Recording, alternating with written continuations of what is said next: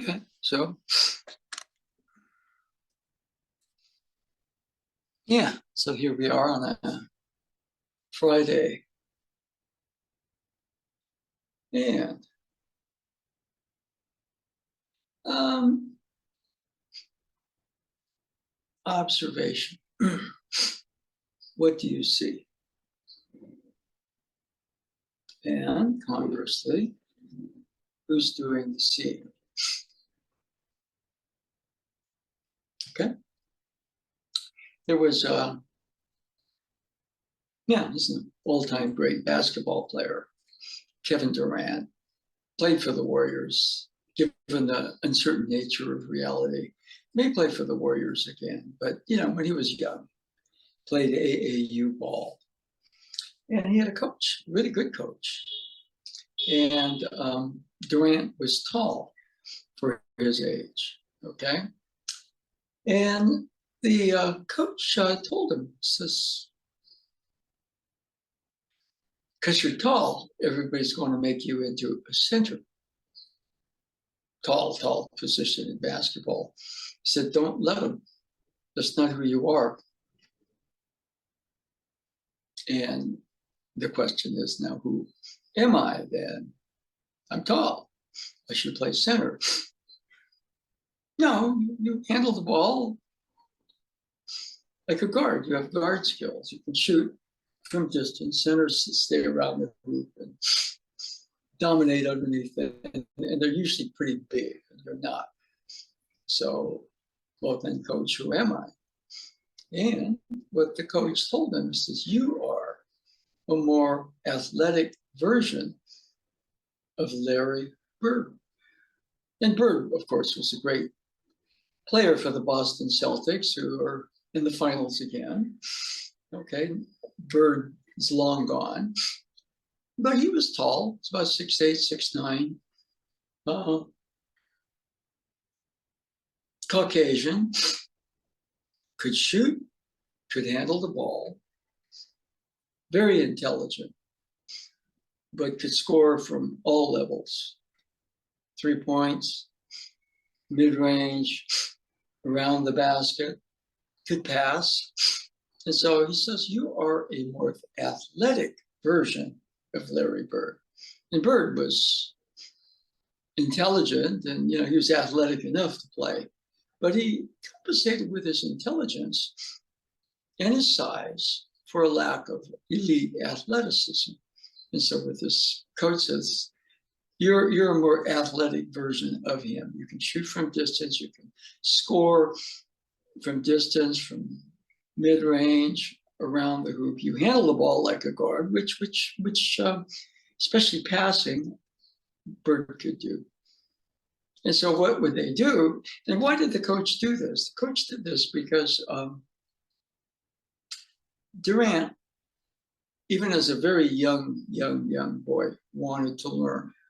Had a love for the game way past whatever everybody else did. I'm going to play basketball and have fun. Durant passed that.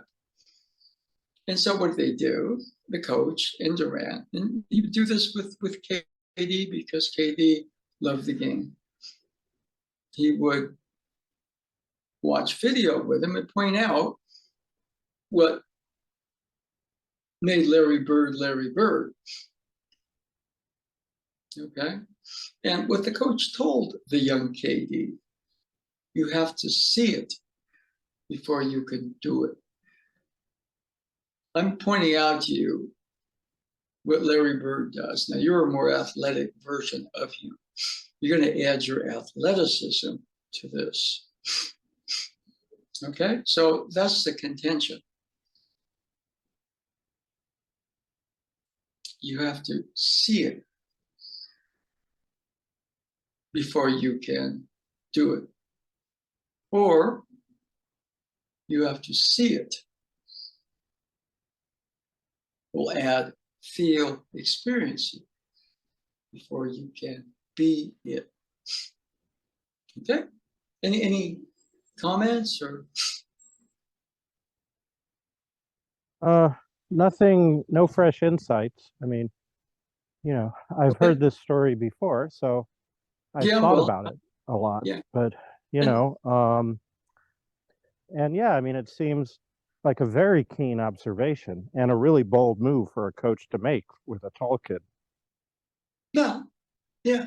And what's funny is that, I think it was 2016, Kevin Durant became a free agent and he talked to the same coach, his AAU coach, and explained, he was a free agent, could sign with any team. All the teams wanted him. And he's described what he wanted to do, what he wanted to improve on, what he wanted to be as a basketball player. And then what the AAU coach told him is, "Oh, if that's what you want, you sign with the Golden State Warriors," which he did. Now, there were probably other reasons, but anyway, that aside. Yeah, I mean, that guy is like, you started this with talking about the observer and who the observer is and observing. This is an extraordinary, even more than it's an extraordinary athlete in the case of Durant. And so Yeah, the coach is an well, extraordinary observer and strikes me as yeah, someone who isn't intimidated by observing something that seems counterintuitive, right? Like he just observes it as it is and describes what he sees. It's very simple, but it's hard to do. well, let's maybe examine. There's a certain amount of separation. I see it.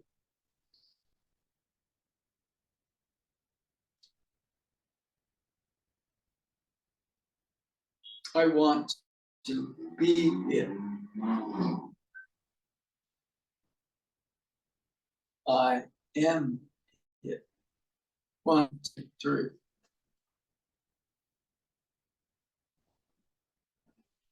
Okay. Okay.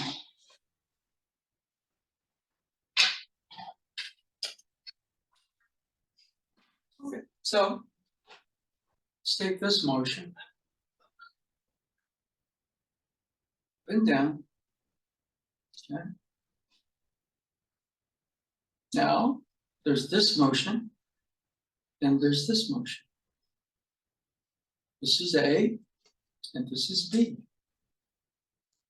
Okay. A, or another version of A, a more relaxed version of A, maybe a more fluid version of A, and there's B.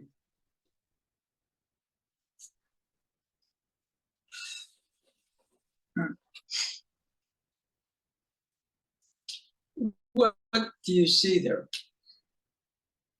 Well, version A was really super fast. I Yeah. did notice that. Version B feels like it's more whole body and more integrated. Let me tell you, So motion B is much faster than motion A. yeah, I could believe it because I think it would be like just, having all your act together, right? Is gonna Yeah. beat flashy. Okay. A, B. Now, how might we, okay, now I see it. I want to be it. I am it.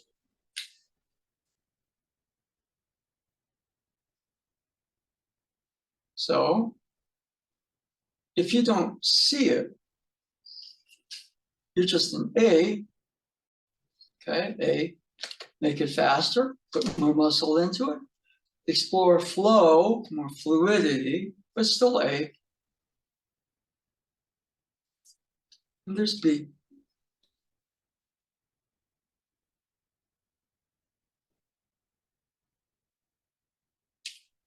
Now, most of us start out in A and never leave A. Certainly, when I was a teenager and I was studying karate for the first time, I was absolutely an A. Okay. Now, I want to be it.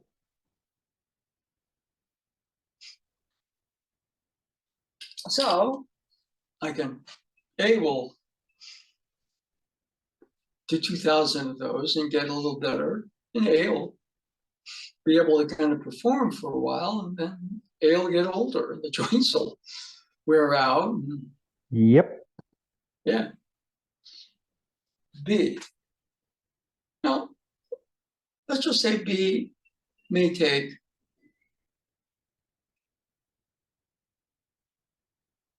a different approach. Easy, open, settle.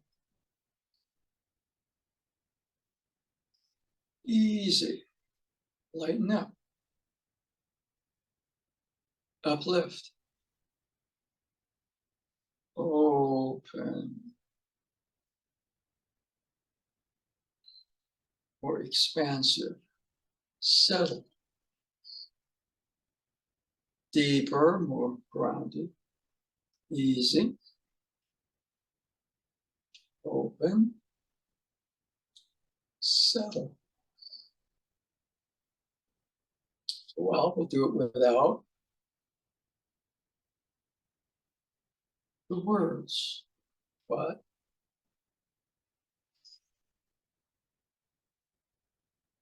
now let's do it without the hands.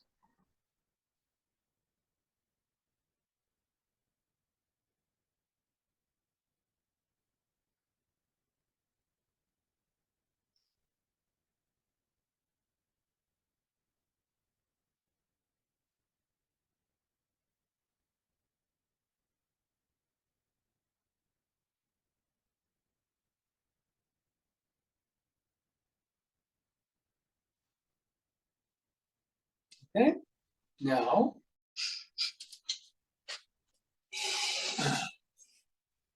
play check. Easy, open, settle. Body feels lighter, freer. And in trying to learn it, polishing the ability to kind of see something is supposed to look at it and try to do it. Easy, open.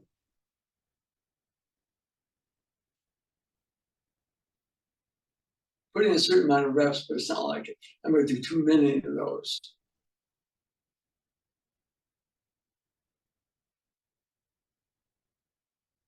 Settle. Now,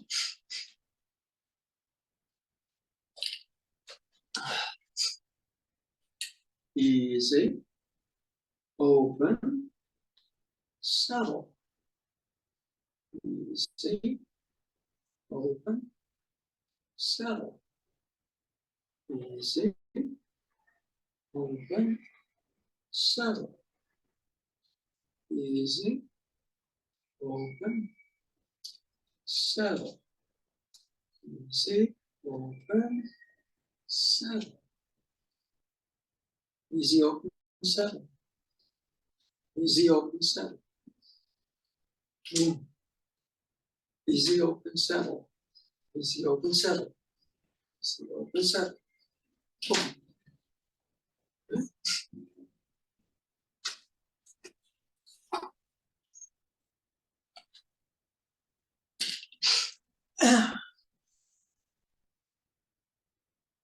What's the verdict on that one? It's much more B, right? But it looks faster than A. I'm sorry, what was the last part? Much more me.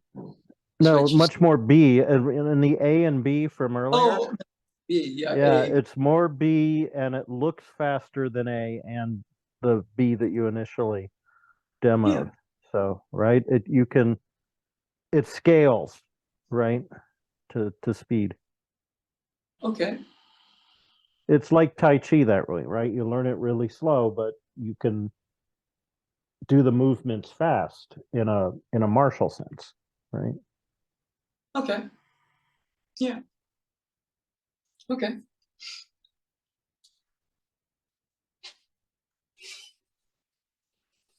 Let's just take that into another arena.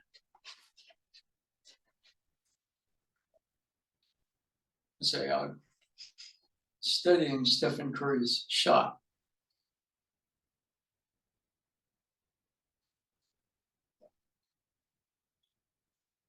There's that motion, and there's that motion.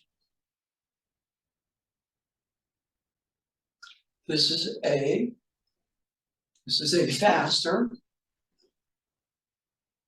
This is B. This is B. What do you see? Again, I see B feels like looks like a more whole body integrated motion, and A looks like more something what you're doing with your arms. Yeah, the way that somebody put it is that B is a one motion movement.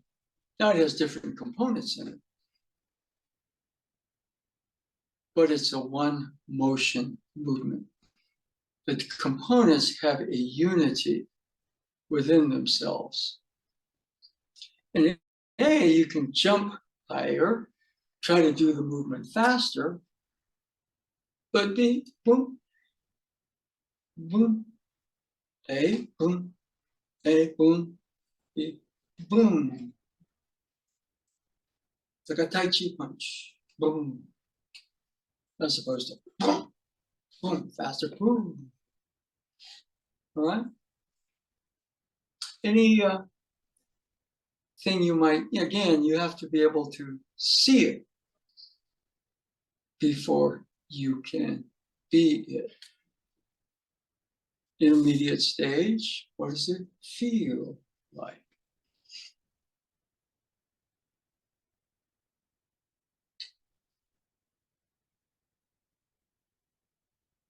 Anything?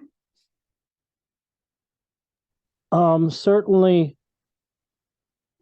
when you do the whole, you manage to do the integrated one movement in the B, when you do it,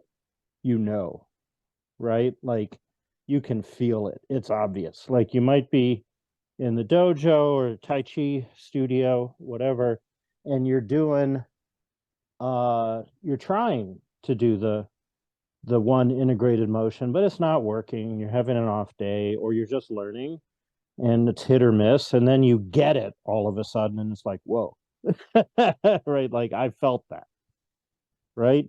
And the thing with Aikido, like if your partner is giving you that, you feel that too, especially if you're uke, right? And the nage has that kind of integrated motion at that moment. It is so obvious when you're a part of that. You just get uplifted by it, and you're drawn into the vortex of it, and it's like an e-ticket ride at Disneyland back in the day, So anyway. Okay. Now, you can take almost any movement.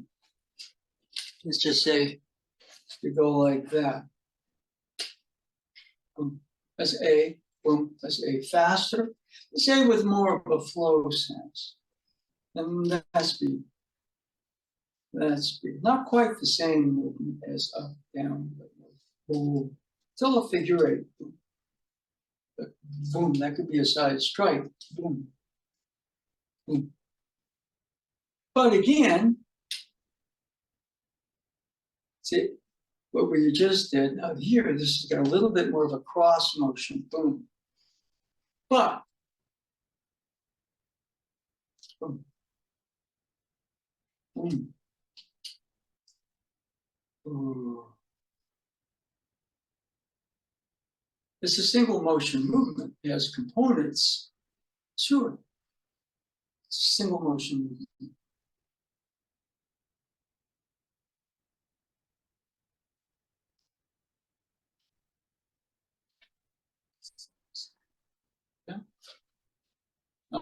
Obviously, we got to move here and a move here. But it's a single motion. Everything is a single motion. Single motion, even though it's got two directions and two parts to it. Oh, oh, oh, oh, oh, oh.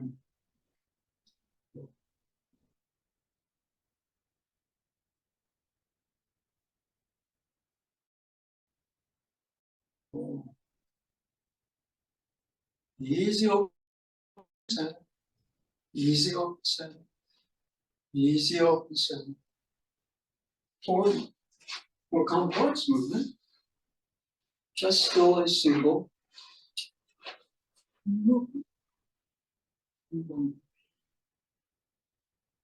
Everything is a unified movement.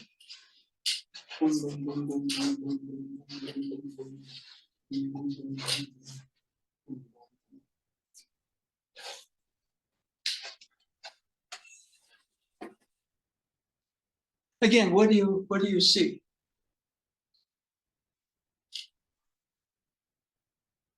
I see your center moving in an integrated way with everything else, and the movement seems to like either be simultaneous or just start a nanosecond earlier with your center, and that carries the movement. I can see the center does a figure eight, or the center goes, oh, here, right? And there's everything else sort of flows out of that. Okay. Well, the unification of everything out there kind of starts here, doesn't it? Okay. And I can get better and learn it out there better. But yeah, easy, open, settle.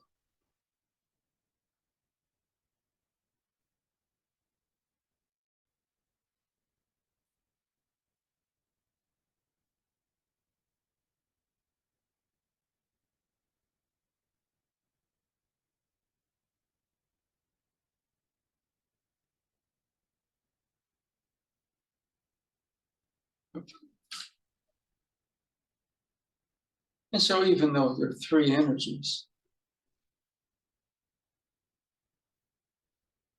there's a unity to them.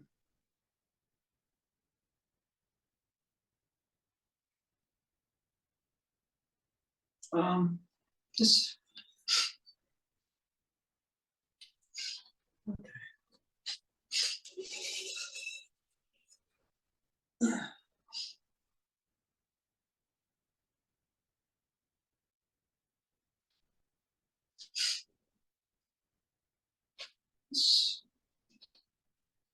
Another boom.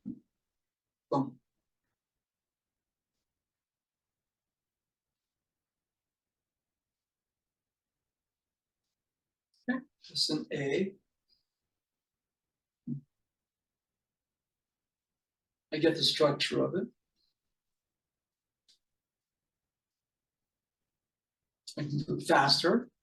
I can put more strength into it. Or I can think about the flow of it and connect it a little better.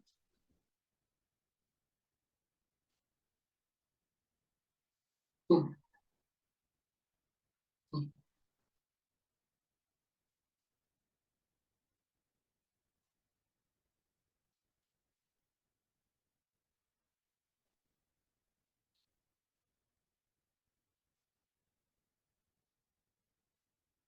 Again, there's a raise, a lower, and a focusing.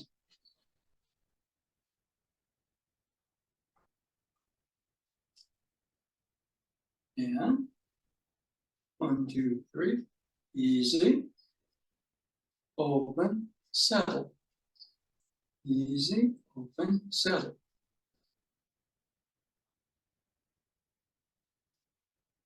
Easy, open, settle. Easy, open, settle. Easy, open, settle. Easy, open, settle.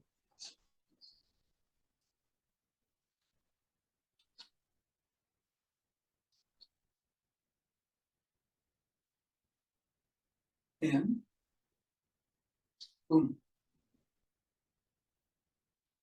boom. Just one motion, one motion. Boom, boom.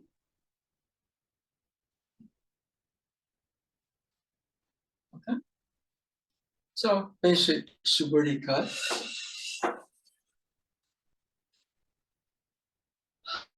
Any observations or questions? Yeah, so I was doing the cuts, and then in the middle, you did the easy open settled arm movement. So I did those with you, and then I did the cuts again after doing that, and I was thinking easy open settled as I did the cut, kind of in my head like a mantra. And I felt I felt my body was more was I felt it was transparent in the Okay. after I did that. Like in previous, it had felt, that's all right, it's pretty good. But afterward, I felt like it's transparent, it's weightless.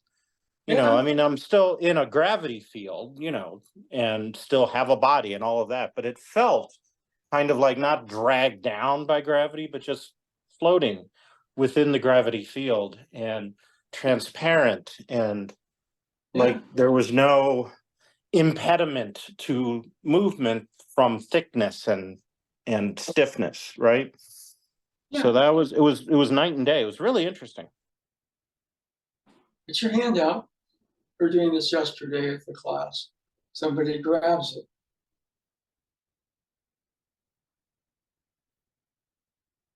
I react to it. There's motion. Easy, open, settle. Easy, open, settle. Three distinct energies. But the 1, 2, 3, there's a unity to them. A unity to them. The way you described it, kind of a weightless, you're floating, but you're not drifting. Okay? Yeah, that's a good way of putting it. Yeah. You're going to drift off. No. Freer, lighter. And you just are. There's a transparency.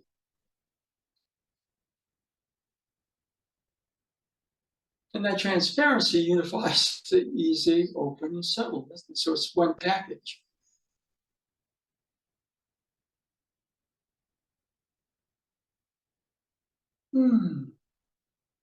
I notice my breathing is deeper, more rhythmic. My attention is broad. But I have an ability to focus in on details like the lamp or anything.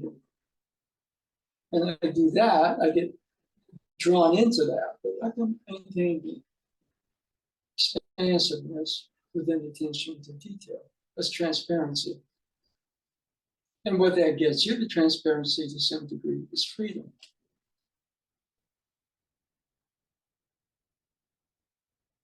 Okay? Anything before we move on? No, that makes sense. Okay, yeah. The floating but not drifting, and the transparency are important.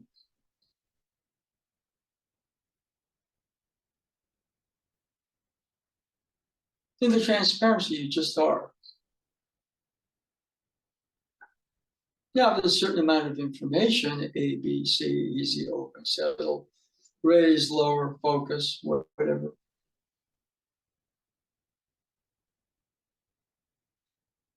But in that transparency, things just connect, they just are.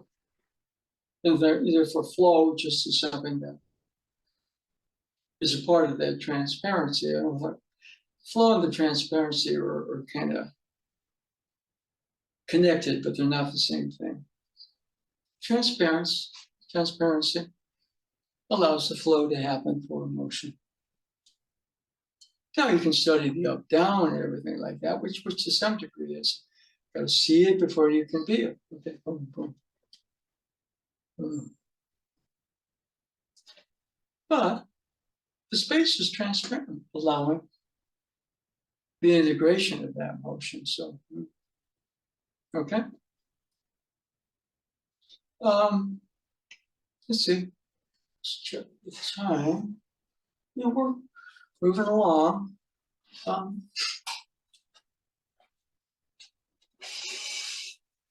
It's out of the way.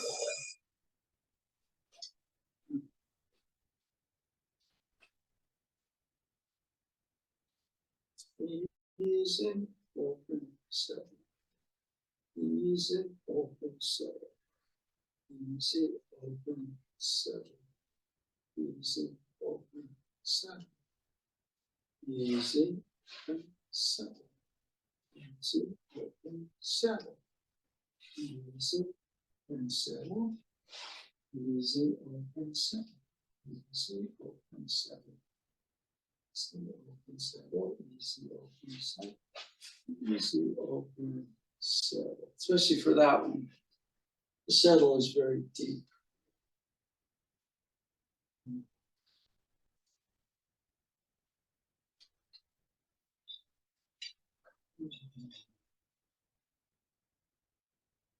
Settle, settle, settle, open, settle, open, settle, easy, open, settle, easy, open, settle, easy, open, settle. You can go through the full set of 30 with that count. You know,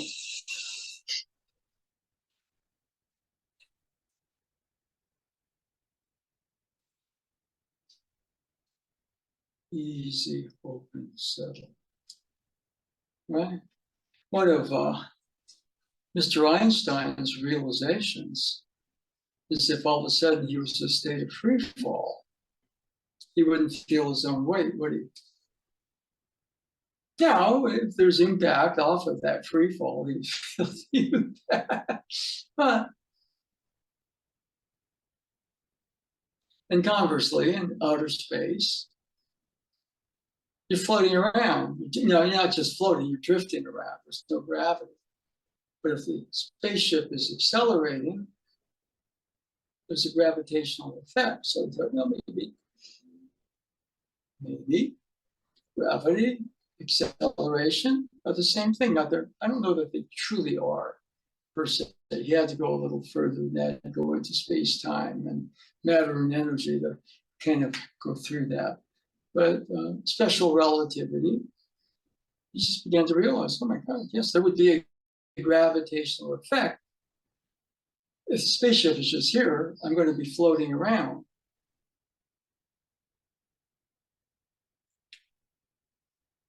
There's a gravity effect there. Now, does that affect gravity? Or does it broaden my sense of what gravity is? And those are, you know, thought experiments. All right. Now, he didn't make it into outer space to test it out. He didn't jump out of a plane to feel the weightless effect of being in a state of free fall. Those for him were thought experiments, but it was more like imagine, feel, thought, imagine, feel, instead of going around and establish dogma, thought, easy, open, feel, easy, open, feel, easy. Thought goes to imagination, open, feel.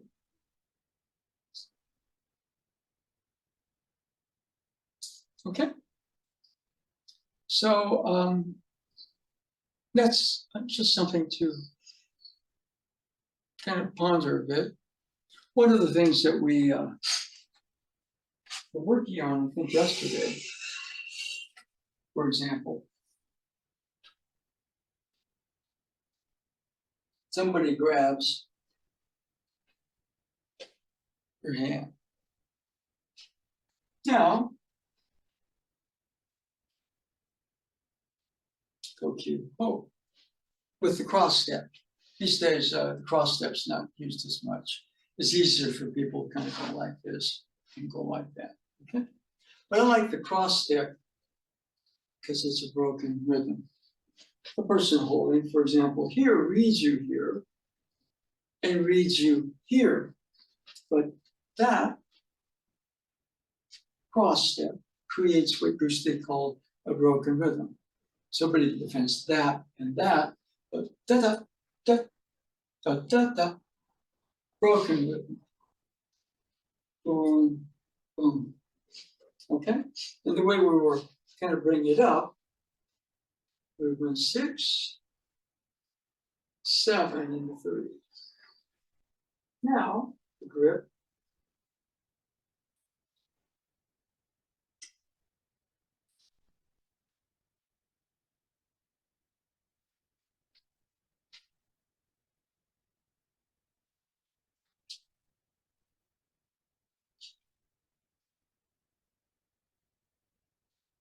Now, most time we see it as but we drop objects, they fall. It's called gravity is due weight. And in a gravitational field, the longer it drops, there's kind of a just the foot where I was horrible at that stuff because it was dull vectors, right? The longer it's falling, the faster it goes, it accelerates. But instead of winding up to attack this,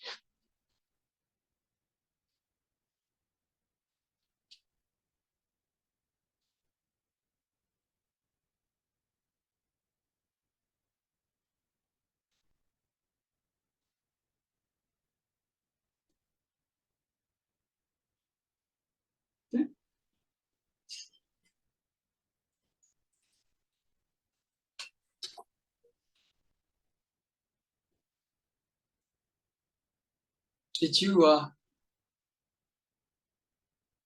remember that from yesterday? Absolutely, yeah.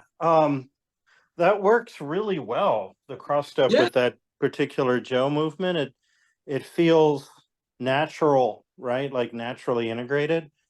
And the way I'm stepping, because when you're raising the Joe or the spear, you're going from a kind of half moon to a no moon. And Yeah. that is encouraged by the step, right? Because when you cross in front, you naturally go to no moon. So you're already there. It's all beautifully integrated. Okay, good. Now, we referenced Mr. Curry with his one motion shot. We're going to go into more of the dynamics of that Kokyu Ho.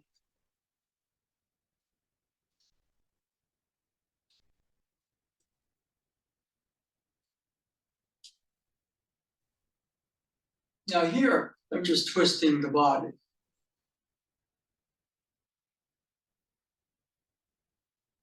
See how free and fluid the hips are?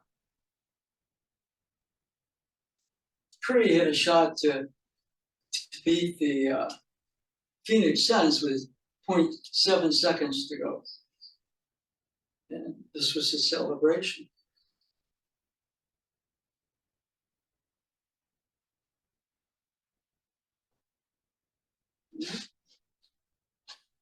Now, what do you see? I see your center moving. So everything is what? kind of, I see your center moving. Everything is proceeding in relation to that. Okay. Right? So Now, let's just go into, and this is essentially talked in riddles. He presented Aikido koans. And in Shinto, there's a sea king who controls the tides. And he does so with a red jewel and a white jewel. Controls the tides. But essentially postulated, I don't know if it's in the classical Shinto, that there's a crystal clear jewel. And he said that crystal clear jewel is Aikido. Now, if we kind of, it's a creative image. What if one hip and the other hip are the red and the white jewel? Now, most people, what they do, they twist the upper body. And for balance, they set the hips.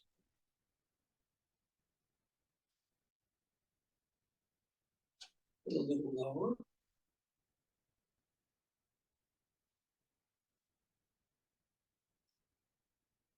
And the clear jewel for me is the balanced integration of the red and the white.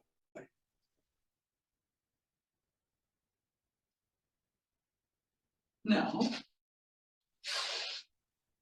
somebody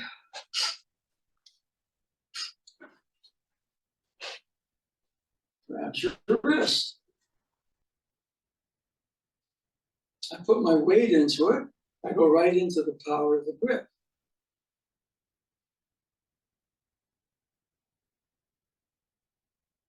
Where I twist the body, force myself here, I try to throw by twisting the body back.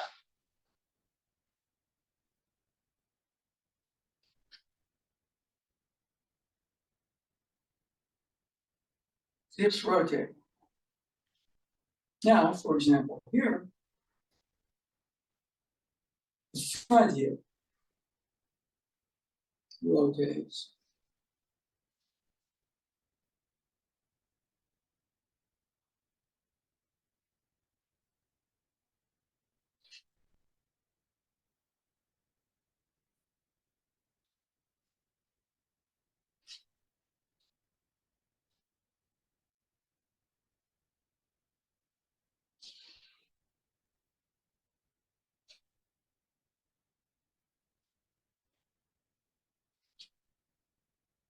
I'm putting your power in your arm. And you can sidestep a little bit there, just to get a better angle. If somebody, for example, is going, if you go this way, they read it. But,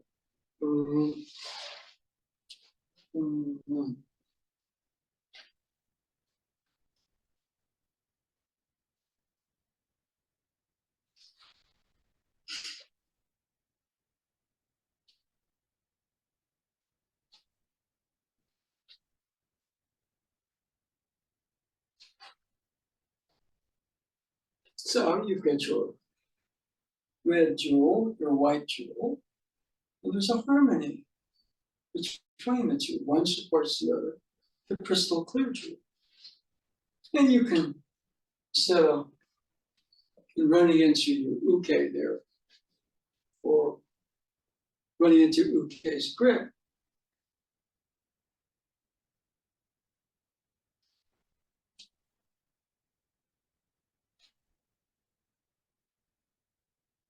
Right?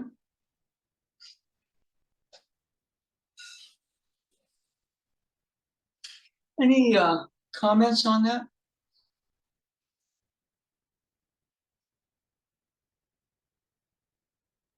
No, it makes sense. Yeah. Okay. It jives Okay. with yesterday's lesson. Okay. Good. Now the question is, what do you see?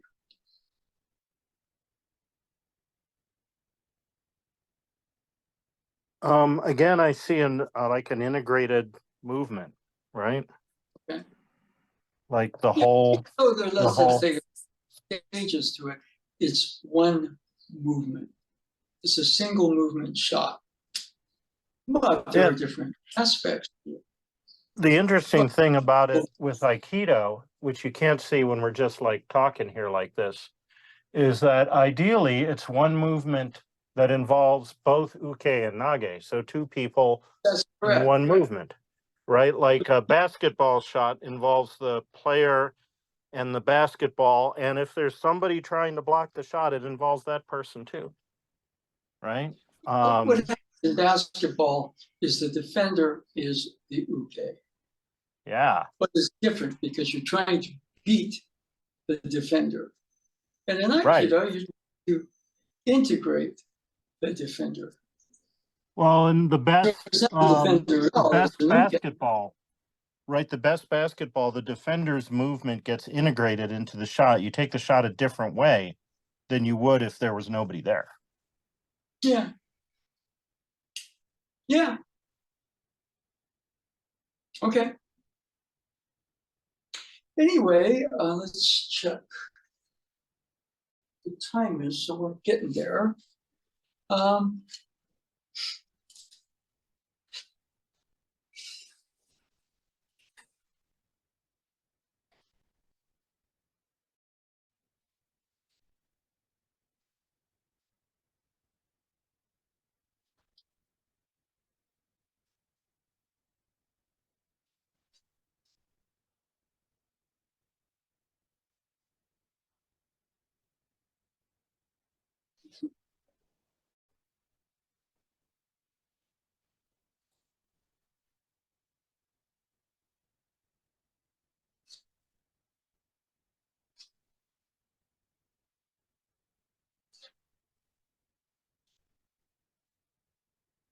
We had a thrusting motion.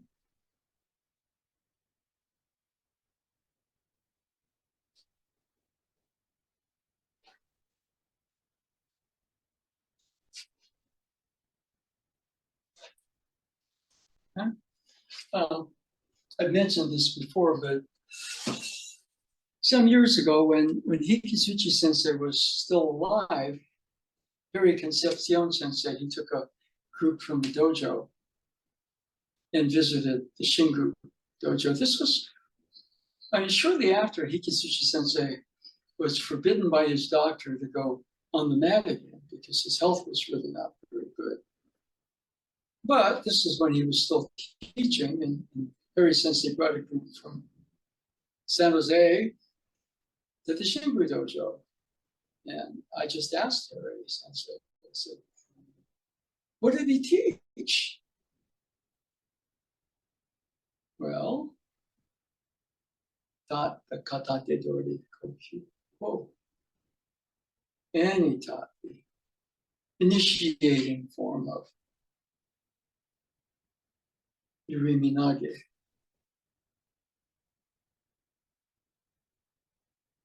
I said, yeah. Yeah, okay. Because if, for example, he wanted to pass on, see, most of the time, okay, well, we just did this for a while. Oh, yeah, we're doing this again. But somehow the way he presented both of those was that there was much more going on than I'm going to do this enough and I'll get it. Or the practice is learning the movement. And so part of what we were coveting today, those two movements encapsulated, let's just say, the majority of what he was trying to pass on, which was not a form. And so I said, yeah. I mean, this one, there were very high-ranking teachers that cringed when he did that. And they kind of each had their own way of doing that. You know, the way we're doing it, you're creating an angle. And then step. Kojima Sensei, the angle was different. but he had that depth ground on the side, and then he would finish. Ano Sensei, as I remember, he would get like this. And Ano Sensei, on both his Irimi Nage and his Koki roll, there's a sense of, what he would do is he would get really low. And right about here, you would think, stop, but he would elevate just that little extra, add that wave to kind of take your center for a ride. Yanase Sensei did it faster, but he followed Hikisuchi Sensei's mode. To each of them. And I think I kind of mentioned that there was this really young, high-ranked teacher. And he was very strong. His technique was really strong. But Hikisuchi Sensei would point out to him that his strength was to cover up holes. Strong technique, but there were holes. And the practice was getting that unity. And initially that meant kind of becoming more conscious of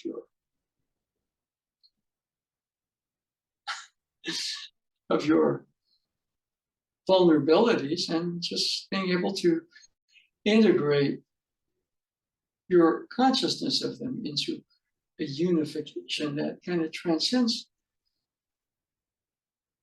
the openings. I mean, I don't know if you tuned in for Tai Chi last night. I sent out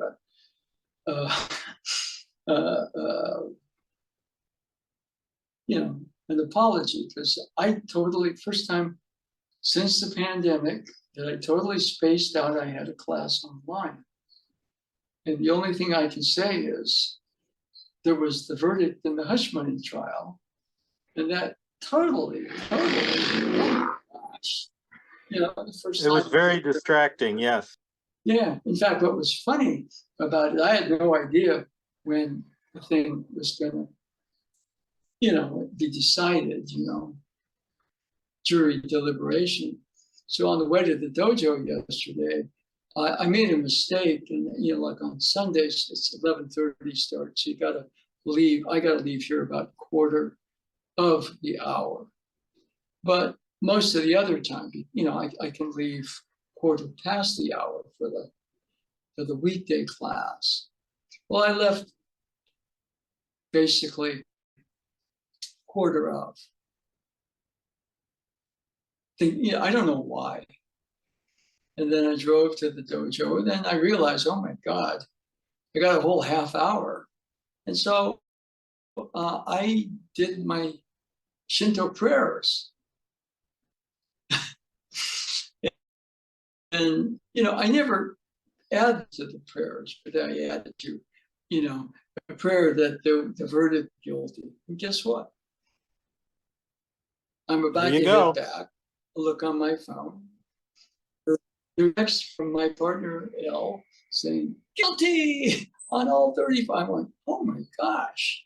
So I spent most of yesterday watching MSNBC and, going, whoa, and I totally spaced out the online Tai Chi class last night. Sure, understandable. Yeah, well, no, I mean, I don't really know whether or not that's going to affect the election at all.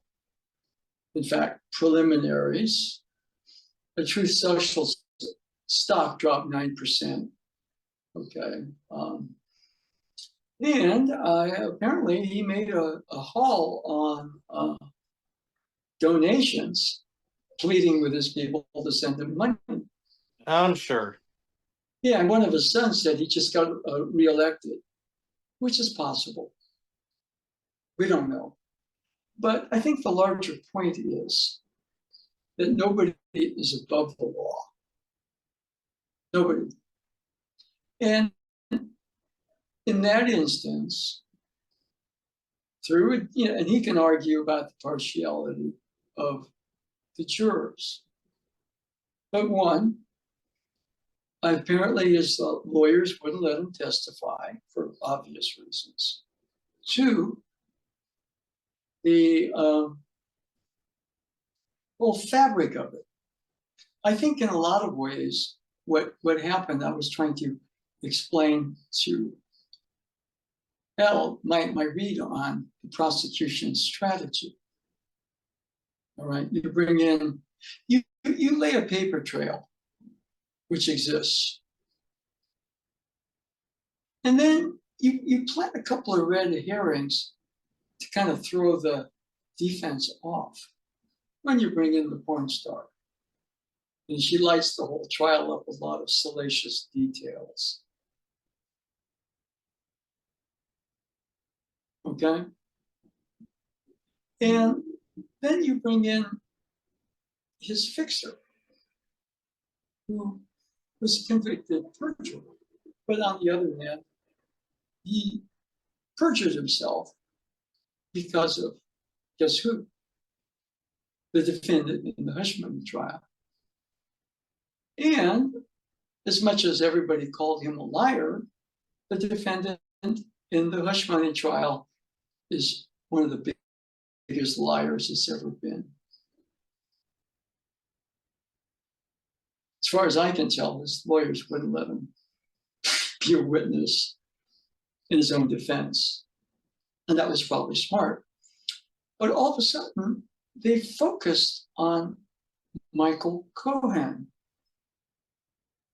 When all the paper trail and the tape recordings and David Becker, National Enquirer, a couple others came in and pretty much laid out what Michael Cohen said. But the defense decided the only thing it could do was to attack Michael Cohen, who perjured himself because of the defendant. I thought that was masterful. Now, in some sense, when you're offering your wrist, you're doing the same thing.